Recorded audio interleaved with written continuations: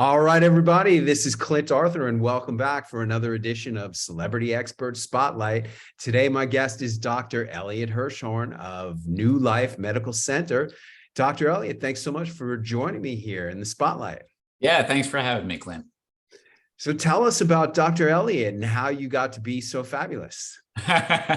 Well, thank you. So one of the things that is really important to me is, or what really motivated me to get into the health and wellness space is the fact that I have had a number of family members who have been what you could say ill-served with traditional medicine. And so, everybody watching this, you included, probably have had family members who have had some serious health problems, right? And it gets really frustrating when you don't have answers and solutions. And so, for example, my brother, he dealt with PTSD and anxiety and depression, and ultimately that claimed his life.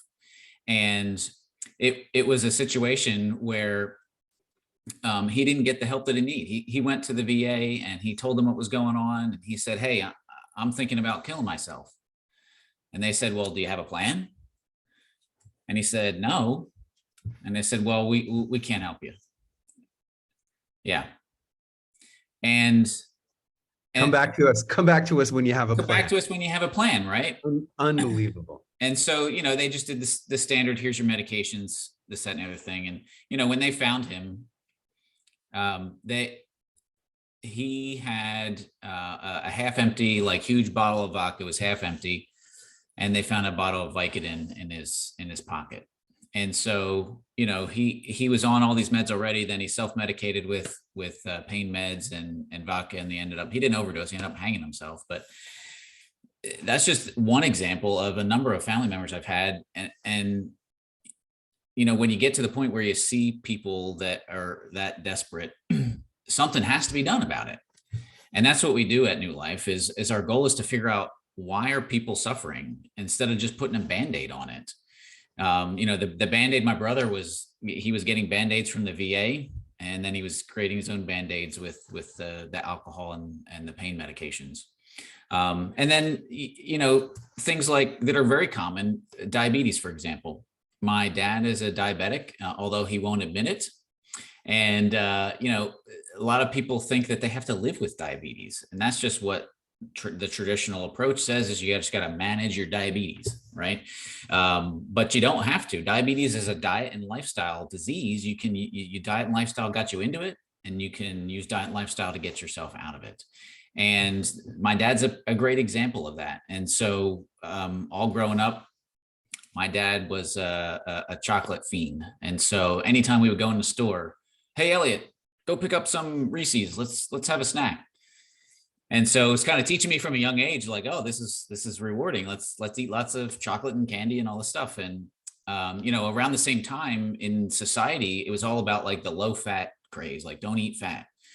And if you look at the statistics from when the low fat craze started, and through those decades, the rates of obesity and diabetes went through the roof when everybody's eating low fat. So when they got rid of the fat, what did they replace it with? They replaced it with sugar. And sugar causes diabetes and obesity. And that's what happened to my dad. So he had a huge sweet tooth, and he kind of ignored it, and he gained lots of weight. And then about 2 years ago, I get a call that he's in the hospital. And, my initial thought is, oh my gosh, what's happening? Why are you in the hospital? And, he said, I had chest pains and I had to call the ambulance, and they took me over there and they're doing a heart cath. And the next thing I know, they cracked open his chest and they had to do an open heart surgery. And so he's a great example of, what not to do. But it took that for him, that major issue for him to start making changes. And now he's healthier. He's still not all the way to where I think he should be. But it took that life altering surgery to get him to come back to focusing on his health. And we're trying to prevent people from having to use death or near death experiences to motivate them to take action. I've met you in person. You're in such good physical condition yourself. You're slim, you're trim, you're strong. And yet your father doesn't want to even admit that he's diabetic. And I get it, because I myself have had struggles with weight. And when I was pretty obese, I didn't even know that I was obese. I didn't want to know that I was obese. But if people are at the point where they want to get help, Yeah. what's the best way for them to find out more about how you can help them and about what you can do for them? Yeah. So we're all about helping people get healthy from the inside out. And one of the things we say is we want to help you get healthy on the inside so you start feeling better on the outside, and renewing your function so we can restore your quality of life. And so our website is renewingfunction.com. So if you go to renewingfunction.com, it'll talk about all about how we can help people with all kinds of different chronic health conditions, because really at the root of most chronic health problems is inflammation, which is a fire inside the body that damages how the body is working. And the most common source of inflammation for the average American is what we put in our mouths. And so that's why we can help so many people. If we can just go back to basics, using food as medicine, the results are profound.